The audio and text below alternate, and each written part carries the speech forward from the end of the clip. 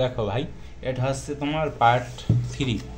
তো এখানে এগুলো বাংলা লেখা, এগুলো তোমরা পড়তে পারবা, ঠিক আছে। তো তোমরা যেগুলো পারবা না সেটা হচ্ছে এই যে এটিআর তরলের ভেতর চাপ, এগুলো একটু বাংলা লেখা আছে, এগুলো একটু পড়ার চেষ্টা করবা। আর এখানে কি দেওয়া আছে বলো তো, এগুলো তোমাদেরকে একটু বুঝিয়ে দেই।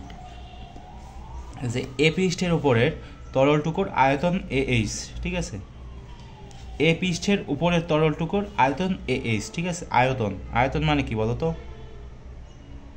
দৈর্ঘ্য গুণ এর যে উচ্চতা সেটা, ঠিক আছে। অর্থাৎ এর যে এই যে ক্ষেত্রফল না, ক্ষেত্রফলের সাথে এর যে দৈর্ঘ্য সেটা হচ্ছে গুণ। এই গুণ করলে ক্ষেত্রফলের সাথে তোমার দৈর্ঘ্যটুকু যদি গুণ করা হয় তাহলে যে জিনিসটা আসে সেটা হচ্ছে আয়তন। আয়তন মানে কি বলো তো, ভি, ঠিক আছে। এগুলো পরে আলোচনা করব। আর এখানে কি লেখা আছে যে তরলের ঘনত্ব যদি রো হয় তাহলে এই তরলের ওজন বা বল F = mg। এখন এই যে লেখা আছে না F = mg, মানে এই যে তরলটুকু শুধু এখানের টুকুর কথা কিন্তু বলা হয়েছে, এই সবটুকু তরলের কথা কিন্তু এখানে বলা হয় নাই। আমি যখন ছোট ছিলাম তখন আমি বুঝতাম যে সব তরলের কথা বলা হয়েছে, আসলে কিন্তু এখানে শুধু এইটুকু তরলের কথা বলা হয়েছে। তো দেখো, এইটুকু তরলের ওজন বা বল হচ্ছে তোমার F = mg। তো এম এর বদলে আমরা কি লিখতে পারি? এম এর বদলে আমরা কিন্তু এই যে AH রো না, এটা কিন্তু লিখতে পারি। কারণ কি? কারণ এটা হচ্ছে এর আয়তন, সেজন্য। আর জি এর জায়গায় জি, ঠিক আছে। তো গেল। আচ্ছা, তো এখন এখান থেকে আমরা যদি চাপ বের করার চেষ্টা করি, চাপ, ঠিক আছে। চাপের সূত্র তো আমরা জানি যে P = তোমার F/A। F = কত বলো তো? এই যে AH রো জি। খুব ভালোভাবে দেখো যে কি কি করেছে এখানে, ঠিক আছে। তোমাদের একটু খাতায় করে দেখাই। F = mg লিখছে, তো ভালো কথা লিখছে। এখন এখানে m = হচ্ছে তোমার AH রো। AH রো কীভাবে আসলো? এখানে কি বলো তো,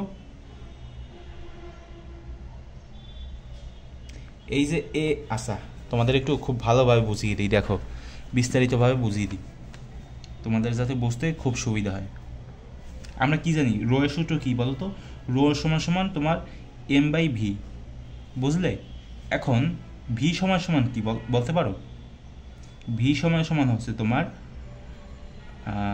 রো, ভি সমান হচ্ছে তোমার সরি এম এম এম সমান হচ্ছে তোমার, এম এর কথা বল, এম সমান হচ্ছে তোমার রো ভি, ঠিক আছে। আচ্ছা, এটা তো তোমরা বুঝতে পারো নাকি? এগুলো তো আগে পড়িয়েছি যে পার্ট, মানে এর আগের পার্টে। তো সেখান থেকে এখন তোমাদের আর একটু আগে কি বললাম বলো তো, যে ওই যে সিলিন্ডার না, ওই সিলিন্ডারের যে ক্ষেত্রফল সেটাকে এ দ্বারা ডিফাইন করা হয়েছে, এবং উচ্চতা না, সেই উচ্চতাটাকে এইচ দ্বারা ডিফাইন করা হয়েছে। এখন এই যে ক্ষেত্রফল আর এই যে উচ্চতা সেটা গুণ করা হয়েছে, তো গুণ করলাম আমি। তো এখন এটাকে যদি গুণ করি তাহলে এর যে গুণফল সেটা কি বলো তো? সেটা হচ্ছে তোমার আয়তন। গেল। এখন এই যে এম, ঠিক আছে, শুধু এদিকে ফোকাস করো যে এই যে এম সমান কি রো ভি না? এম সমান কি? এম সমান হচ্ছে তোমার রো ভি, ঠিক আছে। তো এখন আমি রো এর জায়গায় দিলাম, আর ভি এর মান আমরা কত পেয়েছি বলো তো? এইচ পেয়েছি না? এইচ পেয়েছি। এখন তোমরা ভাইরা এটা গুণ করলে কত আসে দেখো তো? এইচ রো, ঠিক আছে, বুঝতে পারলে? সেখান থেকে এম সমান তোমার এটা আসছে, ঠিক আছে। তো এভাবে আর কি কীভাবে কি আসলো সেটা আর কি তোমাদেরকে আমি দেখিয়ে দিলাম এখানে। তো এখন কি দেওয়া আছে বইতে, যে পি সমান তোমার F/A, ভালো কথা। তো এফ সমান আবার কি বলো তো?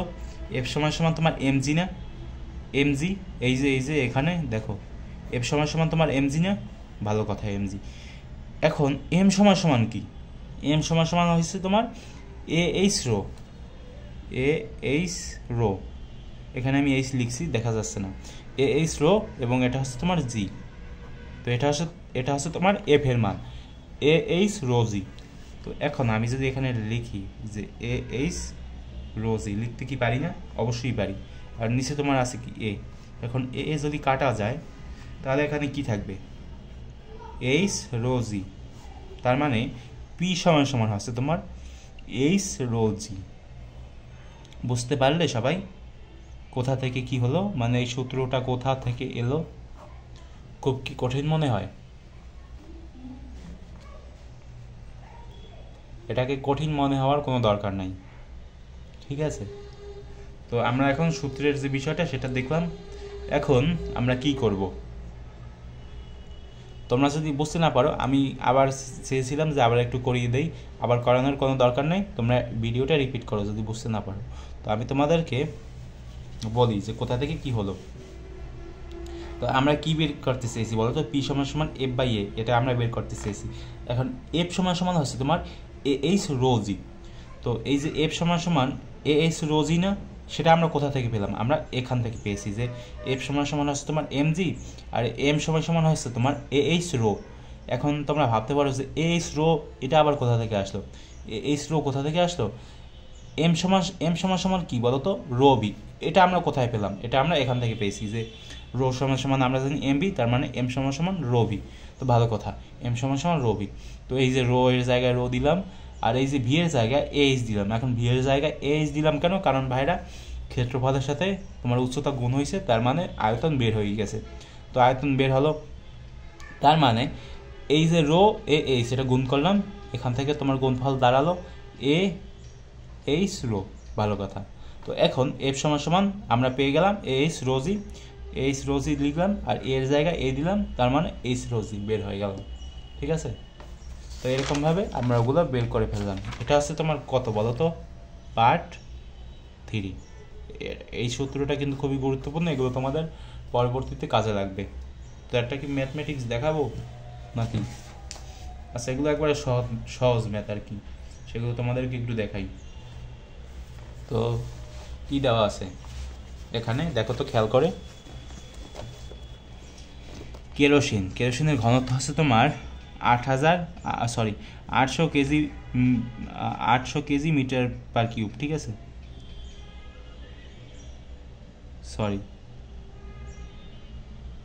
KG per metre cube. ঠিক আছে, কেরোসিনের ঘনত্ব হচ্ছে তোমার 800 কেজি পার মিটার কিউব, এবং পানির ঘনত্ব হচ্ছে তোমার 1000 কেজি পার মিটার কিউব, আর পারদের ঘনত্ব হচ্ছে তোমার 13600 কেজি পার মিটার কিউব। ভালো কথা।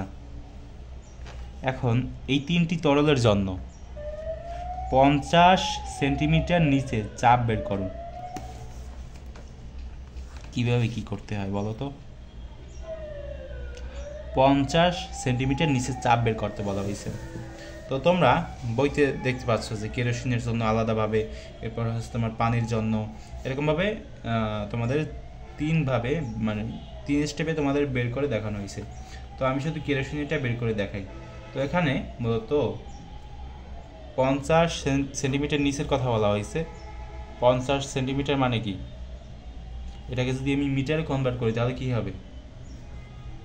0.50 মিটার। ঠিক আছে, এটা হবে। কিন্তু আমরা যদি এই যে সেন্টিমিটারকে মিটারে কনভার্ট করি তাহলে, আচ্ছা, 50 সেন্টিমিটার সমান সমান 0.50 মিটার। তো এখন আমরা এই যে সূত্র জানি না, পি সমান সমান এইচ রো জি, কেরোসিনের বেলায় কেরোসিন। ঠিক আছে, এটা হচ্ছে তোমার কেরোসিন। তো এখানে আমি যদি এইচ, এটা হচ্ছে কি তোমার এইচ না, এইচ সমান সমান হবে তোমার 0.50, এবং রো সমান সমান কত দিতে পারি বলো তো? রো সমান সমান তো দেওয়াই আছে ঘনত্ব 800, এর সাথে গুণ দিতে হবে তোমার জি, মানে কি 9.8। তো ক্যালকুলেশন করো তাহলে দেখো কত আসে। 0.50 গুণ হচ্ছে তোমার 800 গুণ হচ্ছে তোমার 9.8, কত আসে দেখো তো? 3920 নিউটন পার মিটার স্কোয়ার। ঠিক আছে, এটা হচ্ছে তোমার উত্তর কেরোসিনের জন্য। তো তোমরা চাইলে অন্যগুলো বের করে ফেলতে পারো, কোনো সমস্যা নেই। ঠিক আছে,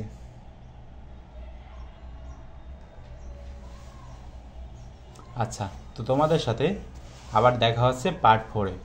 তো সেখানে আমরা আরও কিছু বিষয় নিয়ে আলোচনা করব।